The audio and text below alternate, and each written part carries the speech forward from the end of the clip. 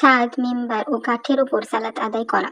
আবু আব্দুল্লাহ ইমাম বুখারী রাদিয়াল্লাহু আনহু বললেন, হাসান বসরি রাদিয়াল্লাহু আনহু বরফ ও পুলের ওপর সালাত আদায় করা দোষণীয় মনে করতেন না, যদিও তার নিচে দিয়ে, ওপর দিয়ে অথবা সামনে দিয়ে প্রস্রাব প্রবাহিত হয়, যদি উভয়ের মাঝে কোনো ব্যবধান থাকে।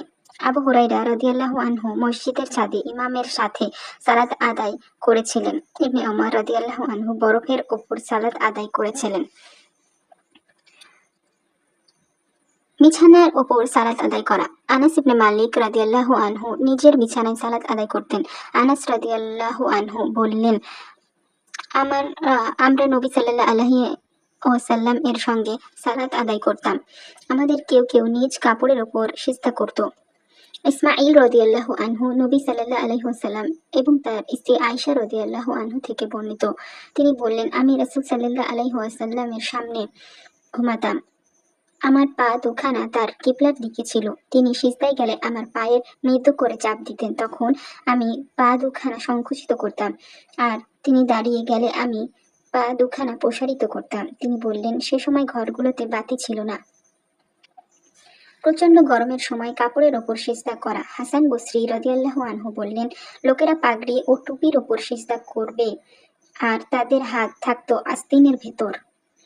আস্তিন হলো জামার কাঁধ বা জামার যে হাত থাকে, হাতের ভেতর বড় হাত হয়, কবজি পর্যন্ত যে হাতটি থাকে সেটাকে আস্তিন বোঝায়।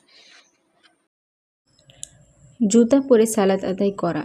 আদম ইবনে আবু ইয়াস রাদিয়াল্লাহু আনহু Abu Maslama Saeed Yazid al Azdi রাদিয়াল্লাহু আনহু বললেন, আমি আনাস ইবনে মালিক রাদিয়াল্লাহু আনহুকে জিজ্ঞেস করেছিলাম, নবী সাল্লাল্লাহু আলাইহি ওয়াসাল্লাম কি তার চাপ্পল পরে সালাত আদায় করতেন? তিনি বললেন, হ্যাঁ। ছাদ, মিম্বার ও কাঠের উপর সালাত আদায় করা। আবু আব্দুল্লাহ ইমাম বুখারী রাদিয়াল্লাহু আনহু বললেন, হাসান বসরি রাদিয়াল্লাহু আনহু বরফ ও পুলের ওপর সালাত আদায় করা দোষণীয় মনে করতেন না, যদিও তার নিচে দিয়ে, ওপর দিয়ে অথবা সামনে দিয়ে প্রস্রাব প্রবাহিত হয়, যদি উভয়ের মাঝে কোনো ব্যবধান থাকে।